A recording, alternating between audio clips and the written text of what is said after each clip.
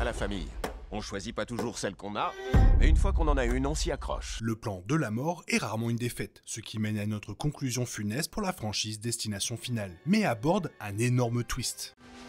Allons. C'est l'heure de l'histoire, mon poulet au miel. On ouvre les petits volets. Cœur vaillant, œil sur la balle, on ne peut pas perdre. Le 6e film de la franchise d'horreur réinvente le canon en reliant apparemment tous les films au sein du plan global de la mort. Après avoir présenté les personnages principaux et les prémonitions de Stéphanie concernant sa grand-mère Iris et l'incident de Skyview, l'histoire de Destination Finale Bloodline se dévoile alors que les descendants directs de la lignée d'Iris commencent à mourir, du plus âgé au plus jeune. Tout commence avec la mort de l'oncle de Stéphanie, Howard, peu après celle d'Iris, suivie de ses cousins, Julia, Eric et Bobby. Stéphanie, son frère Charlie et leur mère Darlene restent les derniers survivants de la lignée d'Iris pendant la dernière partie du film. Ils se rendent chez Iris pour se protéger, mais la mort les rattrape. Darlene meurt rapidement en sauvant Charlie. Charlie et Stéphanie croient avoir réussi à briser le cycle de la mort après qu'ils semblent la ramener à la vie après une noyade. Empruntant le concept de faille de Destination Finale 2, ils semblent obtenir leur fin heureuse. Cela n'arrive pratiquement jamais dans cette franchise, ce qui conduit Stéphanie et Charlie à mourir dans la scène finale.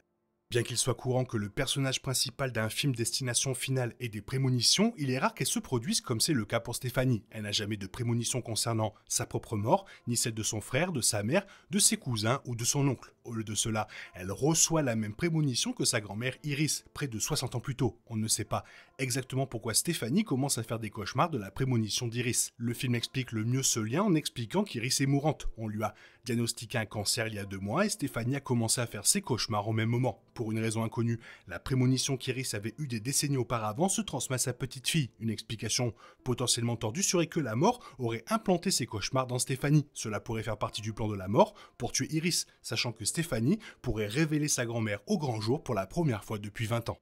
Après avoir évoqué la séquence du salon de tatouage avec Eric dans une bande-annonce, j'étais convaincu qu'Eric allait connaître une mort atroce. Mais le film m'a surpris par la manière dont cela se produit et pourquoi. Il ne meurt pas dans l'incendie du salon de tatouage, comme prévu, et il échappe à plusieurs expériences de mort le lendemain matin, avant que Julia ne meure. En effet, il ne fait pas partie du plan de la mort, n'étant pas un descendant biologique d'Iris. À son insu, Howard n'était pas le père d'Eric. Il a été conçu lors d'une liaison extra-conjugale. Cela donne à Eric une porte de sortie dans le plan de la mort, puisque la mort s'en prend à la lignée directe d'Iris. Toute personne non liée à elle par le sang n'est pas visée. Cela incluait le père de Stéphanie et Brenda. Eric devenant ainsi le 3e membre de la famille à avoir survécu. Pourtant, le film tue Eric après avoir appris les failles de la loi par Bloodworth. Eric meurt écrasé par un fauteuil roulant attiré vers une machine IRM. La mort d'Eric est une surprise compte tenu des règles établies dans le film. Charlie s'interrogeant ouvertement sur les raisons de sa mort. Eric meurt parce qu'il a tenté de contrecarrer le plan de la mort. Son idée était de faire manger des cacahuètes à Bobby pour provoquer une réaction allergique mortelle, dans l'espoir de le réanimer. Mais ce n'était pas ce que la mort avait prévu pour Bobby. Comme Eric tentait de s'immiscer dans le plan, la mort a tué Eric afin que Bobby subisse le destin tragique qui lui était destiné.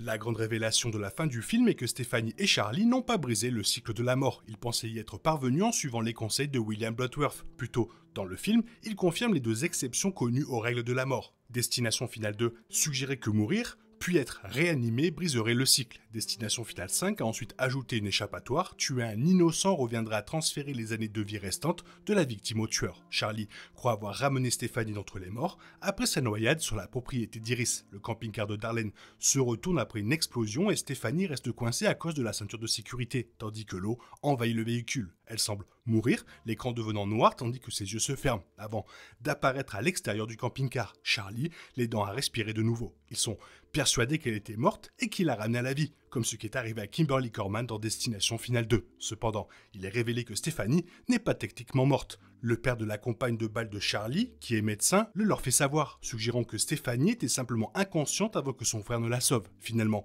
ils n'ont pas vaincu la mort. Au lieu de cela, ils ont baissé leur garde et ont laissé la mort exécuter une série d'événements ridiculement complexes et ont conduit à leur mort. Puisqu'ils n'ont pas brisé le cycle en tuant et en réanimant Stéphanie, la mort achève d'éliminer la lignée d'Iris en faisant mourir Stéphanie puis Charlie, suite à la petite pièce qui fait dérailler un train juste avant le début du générique de fin du film.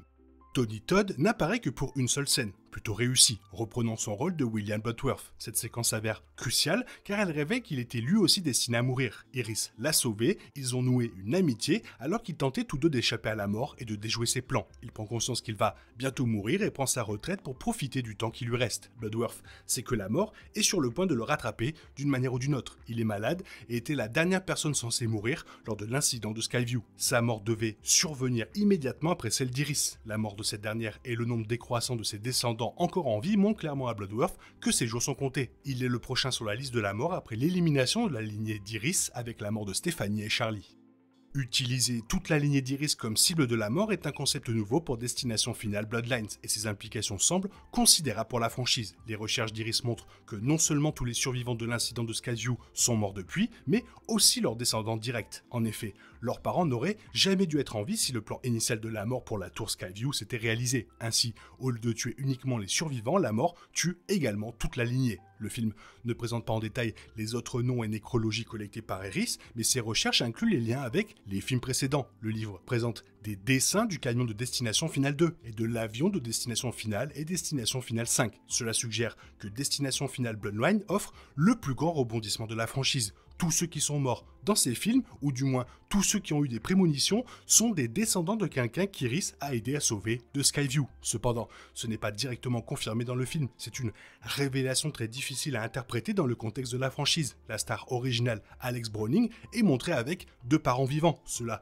ne concorde pas avec l'explication du plan de la mort dans Destination Finale, à moins que sa mère et son père ne soient pas ses parents biologiques. Puisque cela n'est pas suggéré, il faudra attendre un prochain film Destination Finale pour confirmer que le lien de sang est présent tout au long de l'histoire.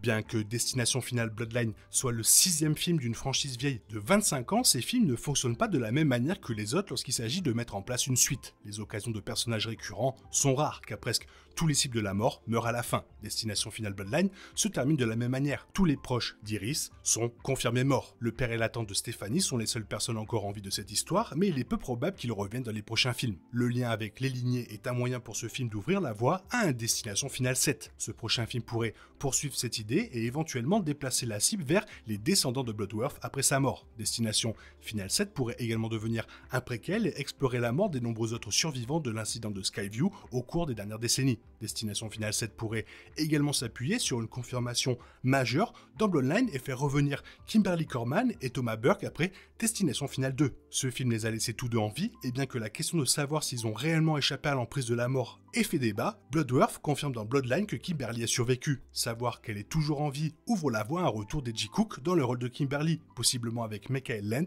dans celui de Burke. Ils pourraient être les anciens personnages qui guideront les nouveaux personnages de Destination Finale 7 pour échapper à la mort, même si cela pourrait les transformer en cible.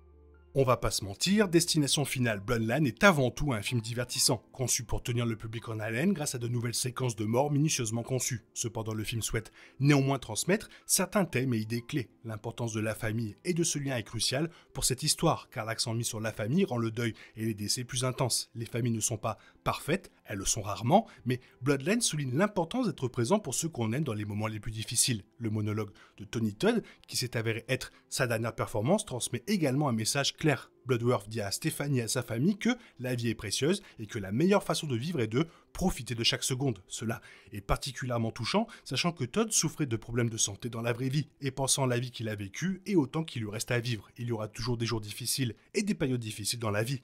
Destination Finale Bloodline montre que la vie est trop courte et que nous devons faire de notre mieux pour en profiter. Maintenant, la question est de savoir, toi, qu'est-ce que tu en penses? Est-ce que tu penses que tout est lié? Est-ce que toutes ces morts dans toutes les destinations finales sont liées à Skyview? Fais-le moi savoir dans la zone commentaire. Sinon, comme d'habitude, bisous bisous, bye bye. Il est impossible de compter sur les autres de nos jours. On est obligé de tout faire soi-même. Je me trompe? Rien de grave. J'avais tout prévu. Où va le monde? Je vous le demande.